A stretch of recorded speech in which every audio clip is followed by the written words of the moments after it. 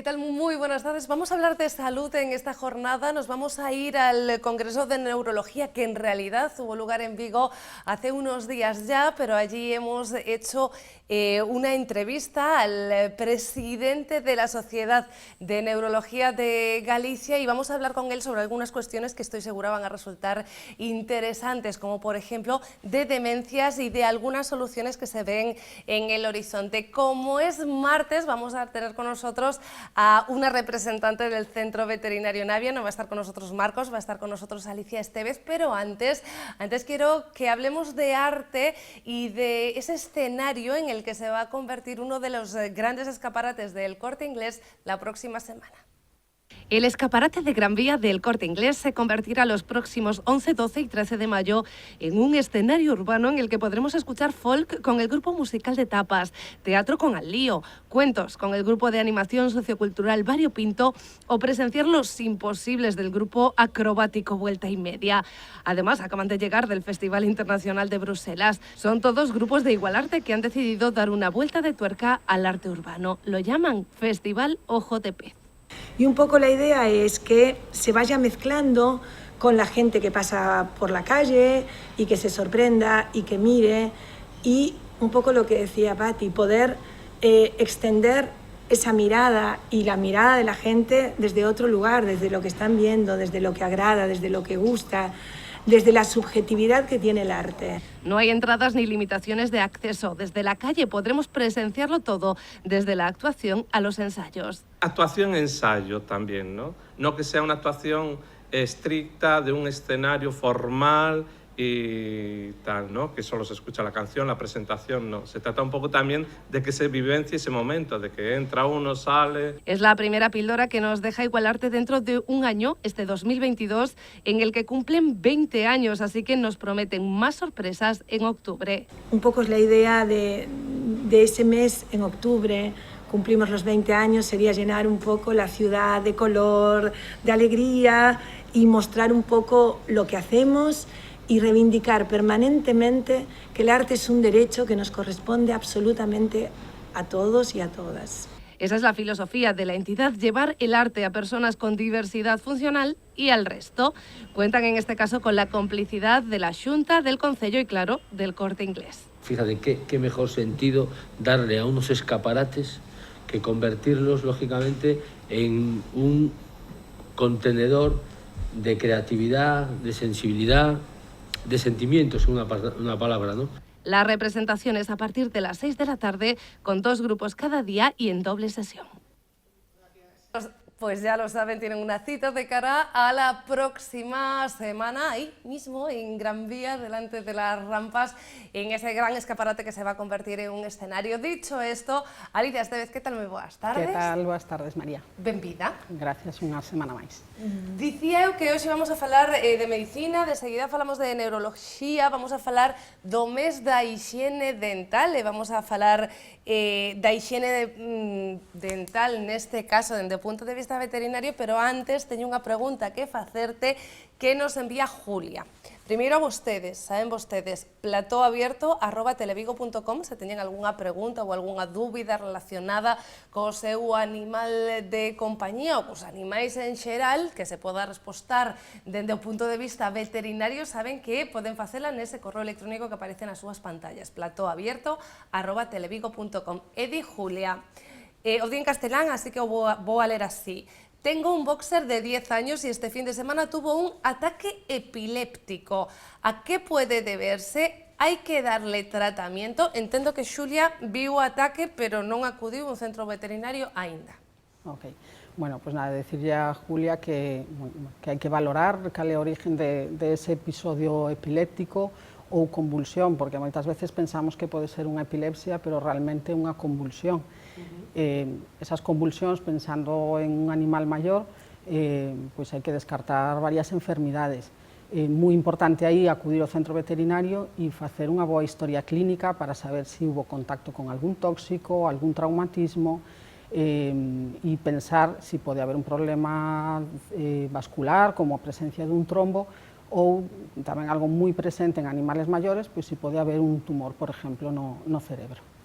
Pregunta totalmente de ignorante, que son eu, vale? A epilepsia existe como tal en cans? A epilepsia existe igual que en personas, o que pasa que sí é raro que como primeiro episodio aparezca con 10 anos. Suele ser unha enfermidade que aparece a idades máis tempranas, pois desde os 6 meses hasta os 5 anos. Unha epilepsia pura, é moi raro que o primeiro episodio veña con idades avanzadas. En este caso, no da epilepsia, hai tratamento?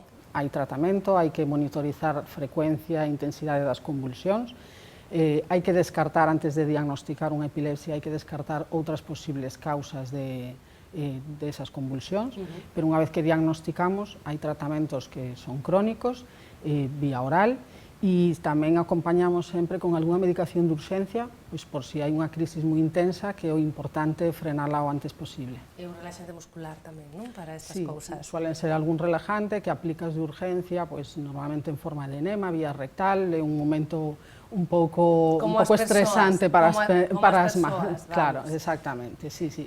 E como debemos actuar? Porque eu, Julia, logo vemos o resto das posibilidades do que pode pasar a este boxer, pero voume quedar coa epilepsia, que me parece un tema moi interesante que nunca tratamos neste programa. Como debemos actuar se de repente temos unha cadela, unha gata con 6 meses e ten ese primeiro episodio, non? Porque de feito, cos humanos tampouco o teño moi claro, porque en un primeiro momento nos dicían que debíamos poñer algo na boca, agora xa non se recomenda tanto, contanos. Correcto, non se recomenda actuar na zona da cabeza, bueno, si intentar tranquilizar o animal, Bueno, que non evitar, se golpee, ¿no? exactamente, e evitar sobre todo golpes, pois porque un movimento, o sea, genera contraccións espontáneas moi intensas en moitos dos casos, pero sempre evitar a zona da boca porque, bueno, pues de forma involuntaria pode producir mordeduras e lesións ao propio propietario, ¿no?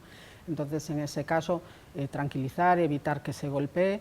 Normalmente suelen ser episodios que non duran moito, aínda que o propietario, pois, todo se lle fai eterno, Sí, claro. pero sobre todo eso, relaxar, tranquilidade, e, como decía antes, o sea, si é un episodio que se repite, que se pode repetir, ter a man medicación de urxencia para intentar calmar ese animal xa médicamente, ¿no? E agora volvemos con Julia. É a primeira vez que acontece precisamente para evitar todas esas outras posibles causas da que nos falabas, que non sei se me escapou algunha, pareceume que eran todas graves, claro, dende un trombo ata un tumor, acudir directamente e o máis rápido posible ao veterinario. Sí, acudir ao veterinario, como decíamos antes, se valora unha historia inicial, se fan analíticas pois, para descartar problemas metabólicos e na maioría dos casos pois, acabamos tamén intentando facer un diagnóstico por imaxe, un TAC, unha resonancia, ecografías, como é unha bueno, pois, o ser un de origen que pode presentar múltiples orixes, hai que ir descartando moi ben todos eses factores, ¿no? Pero moitas veces acaban, pois, igual que en personas, en un TAC, unha resonancia que nos confirma ou nos descarta se hai inflamación do cerebro, se hai presencia de algunha masa ou de algún trombo, como falábamos, ¿no? Bueno, Julia, xa sabes, seguro xa entre que nos enviou o correo un non e non xa tomou medidas, pero se non, pois eso, consultar o veterinario. Dito isto, semana, creo que é semana, non o mes, non é un mes da higiene bucodental. Eu teño unha chuleta e a teño por algo, non se vayan a pensar que saben vostedes que eu coas cifras e as datas son mala, moi mala. Eu lembro que a primeira vez que Marcos Fernández aquí neste plató nos dixo que os cans e as cadelas había que limparlle os dentes cun cepillo de dentes, eu botei as mans á cabeza. Estes meses, ao longo do ano, non? Estas datas que se repiten ao longo do ano, sírvenos tamén para concienciar a población de cousas que non nos parecen normais, porque a min, xa te digo, a primeira vez que yo escoitei a Marcos non me parecía normal e non veía eu como podía cepillarlle os dentes a miña cadela, pero é necesario. É necesario facer unha higiene, igual que en personas, ven a través de un cepillado en aqueles animales que colaboran, a veces algún producto que mezclamos coa auga de bebida e iso facilita pues, tamén a especie de colutorio que non teñamos que manipulalos, que a veces pues, sabemos que non é doado. Pero sobre todo o que aconsellamos aos propietarios é revisión dos dentes, porque a veces si detectan que hai mal alento, que hai mal olor da boca, podemos ter a presencia aí de sarro, e o sarro sí que temos que tratalo con unha limpieza dental, na clínica, baixo unha sedación, anestesia, e aí sí que xa ten que ser en mans dos profesionales veterinarios. Cada canto tempo podemos facer estas revisións? Bueno, sempre e cando, como comentábamos, que se detecte un mal alento que nos chame a atención, pero bueno, mínimamente, o sea, polo menos unha vez ao ano, pois o mellor coincidindo coa vacunación anual, pois solemos revisar todo, pero se hai algunha cuestión ao respecto que o propietario a veces lles preocupa, pois xa nos orienta e nos dice, oye, mira, que parece que fai uns meses que me vou arrimar a él e que me chama a atención o seu olor, non? E aí xa nos están orientando a que pode haber algún problema de sarro. Temos habitualmente con nos a Cristian do Campo, que é un dentista que colabora connosco e sempre nos alerta de que os problemas na boca poden causar logo problemas máis importantes de saúde, e non falamos únicamente de problemas estéticos ou de dores, non? Que identificamos os problemas coa boca, por exemplo, problemas cardiovasculares ou incluso agravar os problemas das persoas que xa teñen algunha patoloxía. Entendo que cos animais pasa o mesmo. E cos animais, pois, exactamente igual. Ao final, o sarro, a presencia de sarro nas pezas dentales non deixa de ser un foco de infección. Aí hai bacterias, hai restos de comida, hai minerales, e vía a encía é unha parte do corpo moi vascularizada, e vía sanguínea podemos vehicular esas bacterias pois a corazón, como ben indicas, non?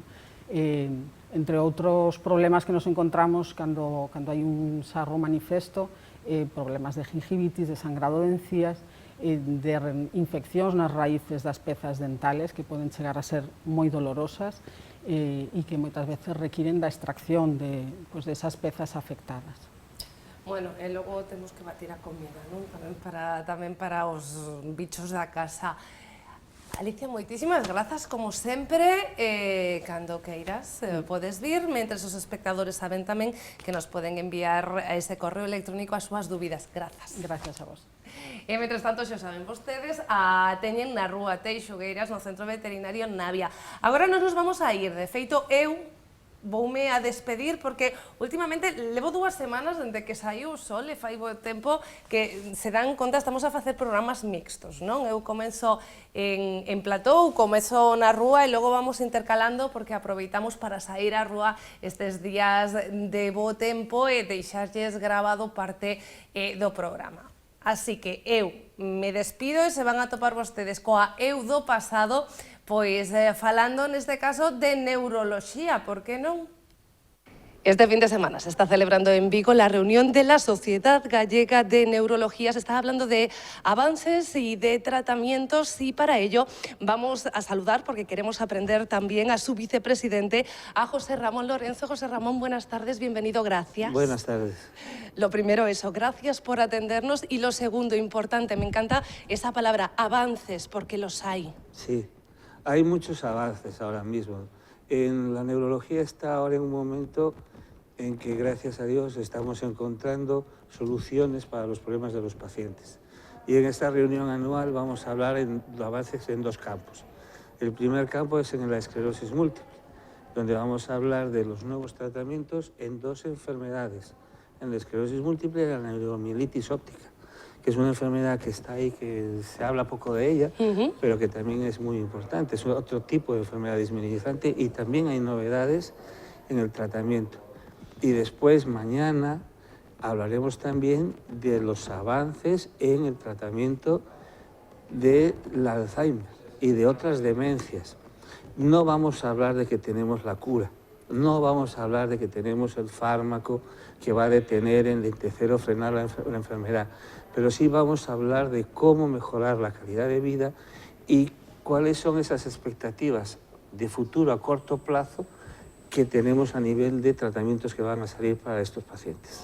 Creo que una de las cosas a destacar de estos simposios que están haciendo alrededor de estas 2 enfermedades es que hay mucho personal sanitario, hay médicos, hay enfermeros, enfermeras, pero también hay familias, porque son enfermedades además que afectan mucho al entorno familiar. Las familias son fundamentales, es el cuidador principal. En la esclerosis múltiple igual no es tanto el papel de cuidador al principio, pero es que en cualquier demencia, sea el Alzheimer, el EBI, el PIC, la vascular, el papel del cuidador es fundamental. Es el que sufre en silencio la enfermedad. La primera reunión que fui yo de Alzheimer Mundial, que fue en Estocolmo, cuando entrabas y llegabas allí al centro, el lema que había era cuidar al cuidador. Eso es lo más importante, porque es lo que podemos hacer hoy en día, ayudar a mejorar la calidad de vida del paciente, ayudar a mejorar la calidad de vida del cuidador y del entorno. Eso es de lo que vamos a hablar mañana. Precisamente porque esta reunión tiene dos partes, vamos a hablar de la esclerosis múltiple y también del Alzheimer en esta entrevista. Empezamos por la esclerosis. ¿A cuánta gente afecta y qué síntomas padecen?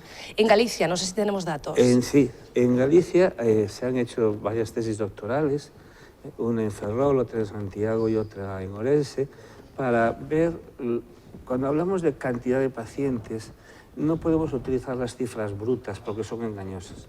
Tenemos que hablar de tasas de incidencia y de prevalencia. La más útil es la de incidencia. ¿Y qué es la tasa de incidencia? Pues es el número de casos nuevos cada año en una población de 100.000 habitantes. Y eso te permite calcular muy bien, pues para Vigo, tantos habitantes, pues tantos casos nuevos. Porque además, claro, son los casos nuevos de este año, los casos nuevos del año que viene. La cifra de Ferrol y de Santiago son muy parecidas, 140 y tantos, 150 y tantos. Pero es que la de Orense es de 183 casos por 100.000 habitantes.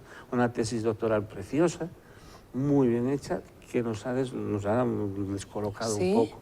Pero está ahí. Y las cifras de Galicia debemos manejarlas en torno a esas cifras. 100 y pico, o sea, una incidencia alta de esclerosis múltiple. ¿Se conoce el motivo?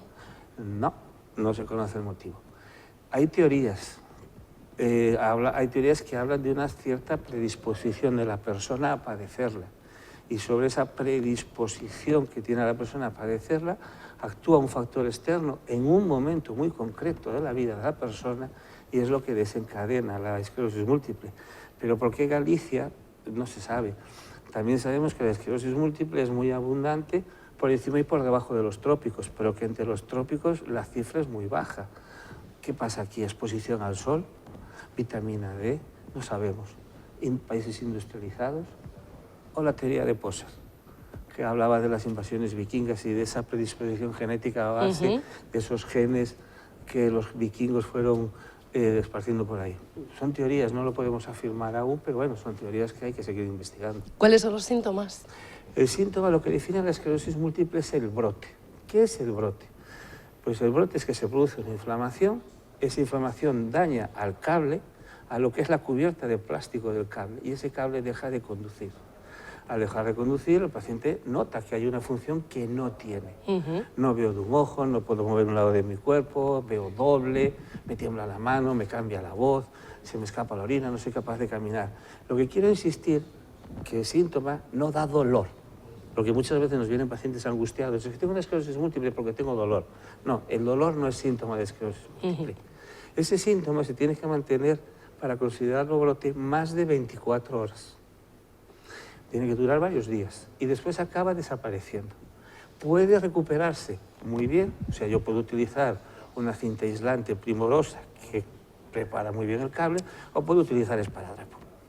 Entonces, claro, eso hará que yo tenga 0 síntomas de secuelas o que tenga secuelas. Ese paciente, a base de tener brotes, a su vez va desarrollando una degeneración del axón, lo que es el interior del cable. Se va dañando, se va dañando, se va dañando. Y llega un momento en que ya no hay inflamación, porque el sistema inmune ya está viejo y no hay más inflamación. Pero esa degeneración que se ha provocado sigue y sigue y sigue y sigue. Es lo que llamamos la forma secundaria progresiva. Hay otros pacientes que desde el principio ya progresan, y es lo que llamaríamos la forma primaria progresiva. Eso sería más o menos los síntomas del paciente. Decía yo que lo interesante de hoy sobre todo es que vamos a hablar de avances y ojo que también las nuevas tecnologías se aplican en estos cuidados y en estos avances. No solo es cuestión de nuevos tratamientos. La calidad de vida de un paciente no es solo darle un fármaco. La calidad de vida del paciente también es ayudarle a entender su enfermedad, a controlar su enfermedad y a conocer su enfermedad. Eso es la misión de estas aplicaciones, que van a ayudar al paciente pues, a controlar sus citas, a controlar cuándo se tiene que poner el tratamiento, cómo me siento, conectar con otros, contactar con otras formas, con otras personas y obtener información. Creo que es lo más importante porque, por desgracia, cuando tú tienes una enfermedad que no tienes las respuestas a todo, surge un mundillo alrededor de gente que se tilda como experto y ni siquiera es neurólogo, que te vende un producto milagro y se están aprovechando del sufrimiento de los demás. A mí me indigna, pero bueno, es lo que hay, es lo que tenemos que aprender a convivir. Entonces, la Sociedad Gallega de la Neurología lo que quiere es ayudar a los pacientes a través de su página web, ponerlos en contacto directo con estas informaciones y con estas apps para que el paciente tenga una información fiable de lo que está pasando. Déjame primero mostrar mi desacuerdo. No hay que aprender a convivir con este tipo de personas.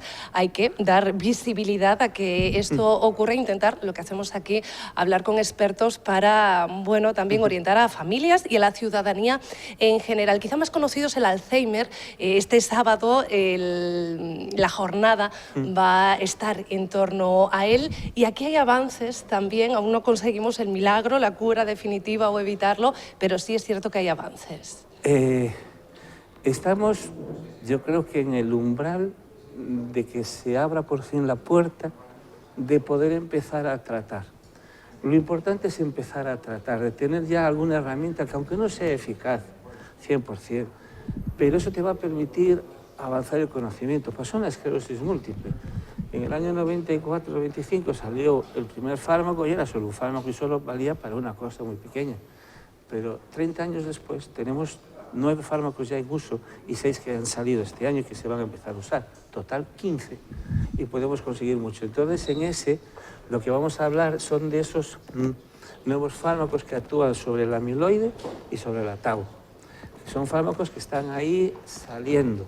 Hay uno que se habló mucho de él, que hubo mucha polémica en Estados Unidos por su forma de aprobación, pero es un inicio, es un inicio. Y entonces se va a hablar de ese fármaco, de otros más que están en la misma situación de él y de cómo está la situación en España, de esos fármacos, porque se van a aprobar también en España.